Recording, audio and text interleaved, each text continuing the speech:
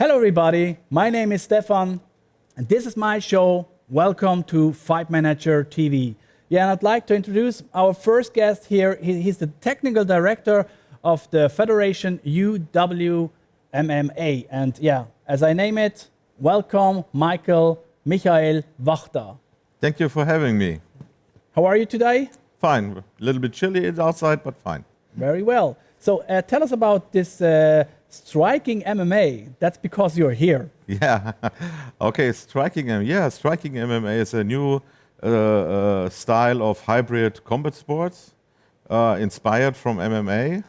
But after many discussions with TV broadcasting and promoters, and also high-profile strikers like K1 fighters, we have learned that there is a chance for a new rule set to incorporate special demands and needs of all these groups. For example, for the strikers?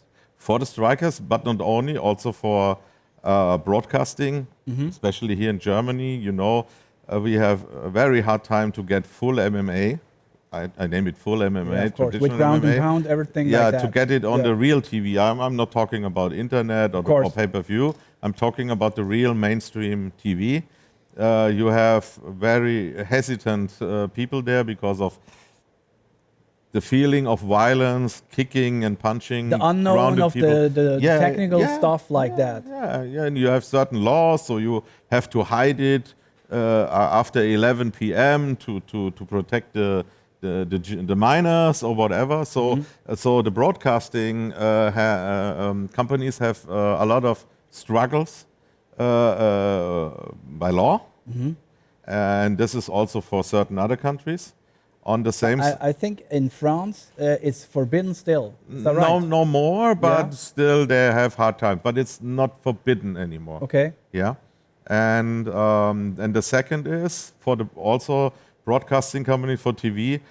Usually they do it for the mainstream normal people watching. And we all know... makes it attractive a little bit more, for example. Yeah, because MMA, we know we all love MMA because it's very technical. But sometimes for people who are not involved that much, it's hard to understand, especially the grappling part. We know this is hard stuff and all minor adjustments. They're working all the time. But the mainstream viewer looks at it like 3-4 minutes, they're moving barely. Still standing. And they don't understand it, and then they feel bored, and then say, okay, that's this, okay, forget about it. So, so this is also a problem for broadcasting companies. If they ask the mainstream, their audience, basically they are the paying audience, and they say, yeah, it's kind of boring, we don't know what the hype is all about. So we have political stuff, we have let me say, uneducated, not negatively, but uneducated viewership, and which makes MMA struggle in a real mainstream TV, where we all know also a little bit the money is. Yeah? For example, in pay-per-view, in Germany, we don't have this big pay-per-view culture as in many countries of the world. So the real turnovers can be done for the promotions if you get in the real TV. Of course. Yeah? Yeah. And if there's more money, even the fighters can get earn more money, can get a better living. Yeah, of course. Yeah. So, so that's why we sat together and created the rules and the sports of striking MMA. Are the fighters or the federations interested in this new kind of sport? Yes, we started with smaller federations to test if the proof of concept. Does it work? Do the judges understand the concept? Do the fighters understand it? Do the audience, does the audience understand it? So we proved the concept on minor leagues and made our adjustments. And so then you're the founder, anyway, of this idea? No, the idea belongs to Mr. Adrian Barkos. Oh, okay. But I always, I'm the human typewriter. So. Okay. Don't be shy, don't be shy. So he asked me, hey, what do you think about? And of course I put in my twists and thoughts, but initially it was his vision. So we should name it. Yeah, so and then unfortunately, Corona hit the world. So we had very good talks with very high-profile leagues. I don't want to name drop now because we had that time to discuss it. Can have some legal consequences, but we had very good negotiations with very high-profile, well-known leagues. Yeah. They're very interested, also with TV broadcasting. So there's a cooperation between all of them. Yeah. Okay. Of course, we know. But that's good. Yeah, that's good. Yeah, of course. But all these, the problem is during this time to create a new sport, and we believe if we launch it, we should launch it with audience, with atmosphere. You know, it's new, and if you do it like in a cold environment, like artificial, we think it's not good. So we have to wait patiently until everything comes back to a little bit more normal. We can have audience. Then the promoters and the broadcasters are more open because they have to invest. Yeah, everybody now is a little tight. It's a new try anyway. Yeah, so behind the scenes there's a lot of moving. So it's not only about all this striking MMA. You're also a referee in charge. We name it, and we've been together and very often in the cage, and it's also a hard job. So you're teaching that also. Yeah, I'm basically all over the world. Sorry. Yeah. yeah, it is. I'm a referee, also a judge for MMA and also for like kickboxing K1 stuff. Glory now. I had the honor to be invited to judge at Glory. So I try to be versatile, and I'm teaching basically for a long time. I founded before all the federations. I founded the MMA Referee Academy and tried to educate and teach people because all the sports was new. Everybody got a black polo and pretended or wanted to be a referee. And I see there are good people, very good, but some people should maybe accept some help. So I founded a Referee Academy and tried to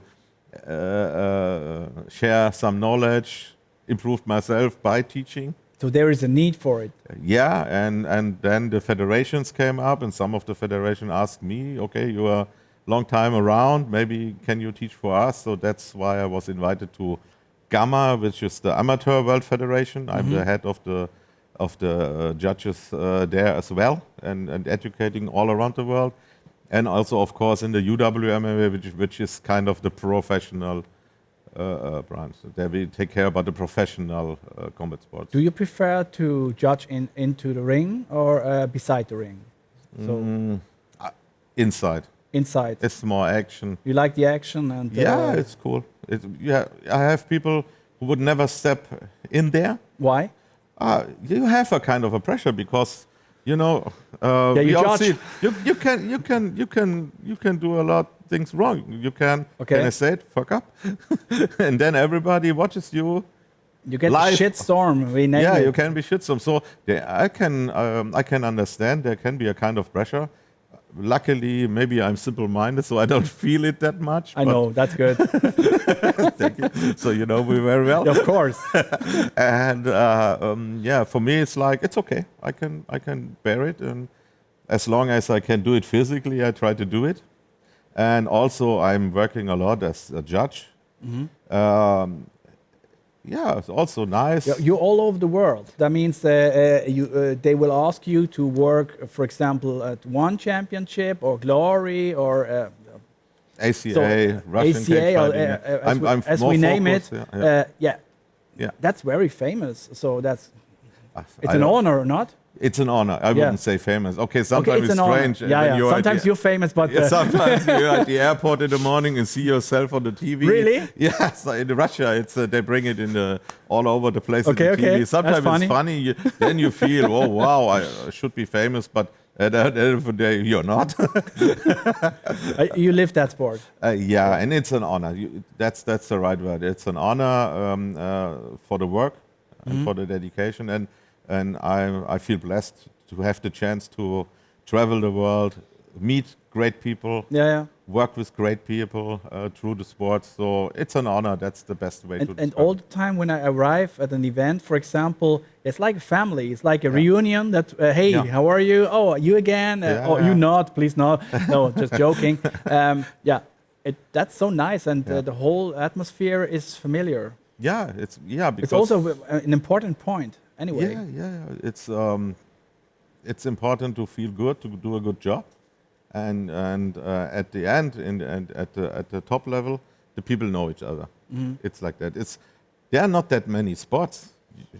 You can barely name like 5 or 6 high-profile, well-known MMA promotions of the world. That's right. Yeah. So there are not a lot. Yeah. And also, if you listen about the judges and the referees, there are some. So it's getting.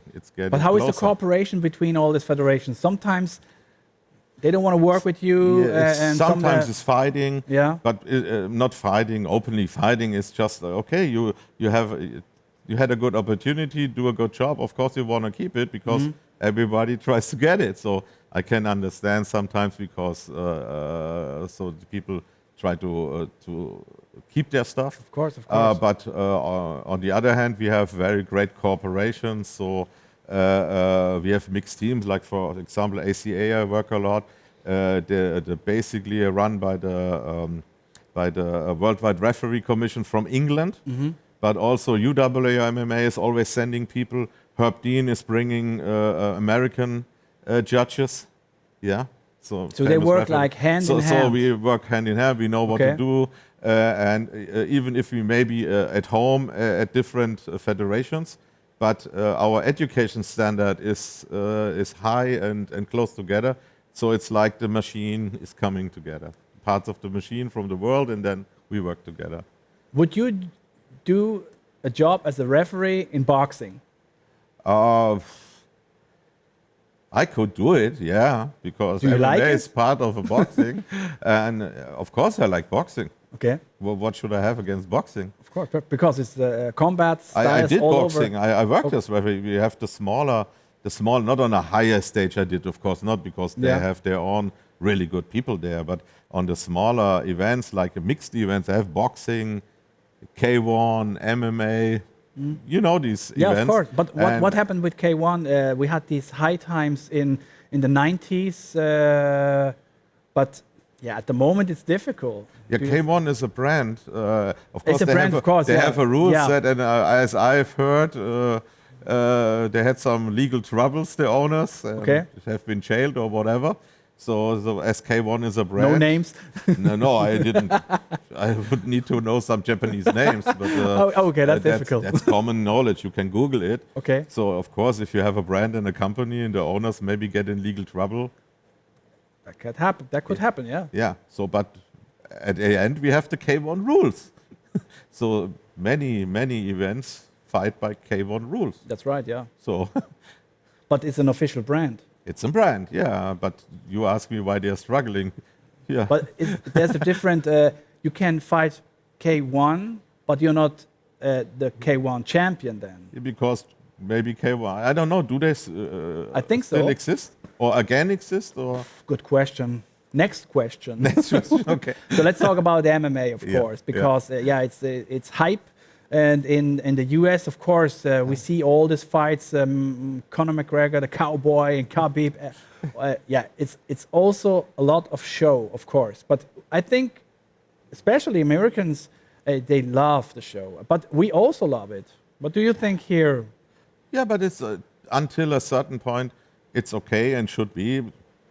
We shouldn't be naive. At the end of the day, it's business. They have to sell tickets. For how many billions UFC was bought by a media company? Of course. So of course they want their money back. So that's not charity. It's like Super Bowl. Yeah, it's not charity. Of course they maybe have to make some fights which maybe ranking-wise doesn't make sense, but they know we can sell a big load of pay-per-views. Of course, yeah. So they need their money back to run the shows. But hey, if the promotion does well and gets good money, hopefully there's money for the fighters and for the officials. Yeah, the show can go on. So don't blame the people who want to earn money. Of course, yeah. Because at the end it's prize fighting. So I don't blame them.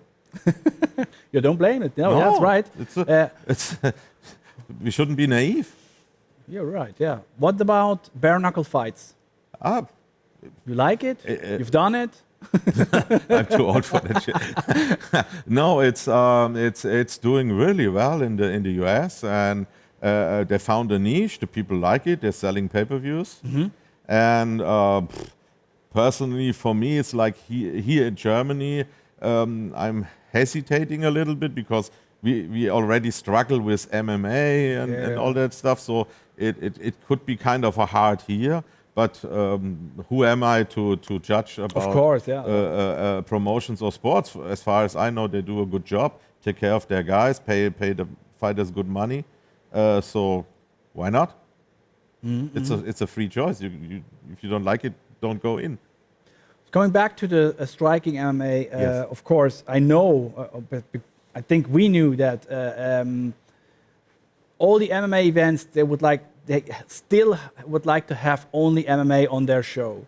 But the mixed galas, normally they have K1, boxing, and sometimes MMA. But MMA in the ring, for me, it makes no sense. So, but it's difficult because to change the positions and the people don't understand. But yeah, is that a new good idea for MMA that we mix it a little bit with striking MMA, so the show is different? No, I think I would. Our idea was purely how can we fulfill the legal demands for the TV broadcasting, and how can we make it an attractive sport for the viewers. Yeah. So basically, we want a good action sports, which you can sell good in the media.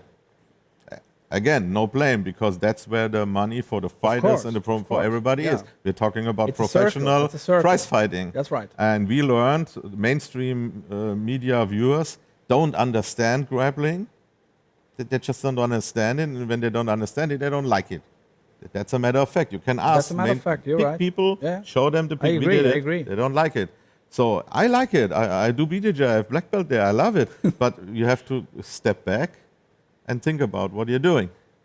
And if the media says, okay, our viewers don't like it, okay, it's out. Next. You have to find something new. We have legal problems with kicking and punching grounded people, or moral problems. We have a problem. We cannot bring it earlier than 11 p.m. in a niche. Okay, then it has to be out. So that was, okay, that needs to be out. What can we put in, and how can we put it together to still have a really entertaining product? And all the test runs we did, usually we had the fight of the night in all the test runs. Because the viewer, we asked the viewer, that was a great fight. That was okay. Something different. They didn't even notice that it's different. You have been at these shows. Yeah, I've been there. The only difference, you say, striking MMA. Yeah. But the people, but this fight. That was fight of the night. So, yeah, you're right. Yeah, for us, check, done. Easy. Cool. If you're a hardcore MMA fan and you want to, of course, you will fight it in your heart, but I'm a hardcore MMA fan as well, and you maybe as well. But we have to step back a little bit and say, how can we improve in different things? So for me, striking MMA is kind of a rule set in sports, and MMA as well. Finally, why not?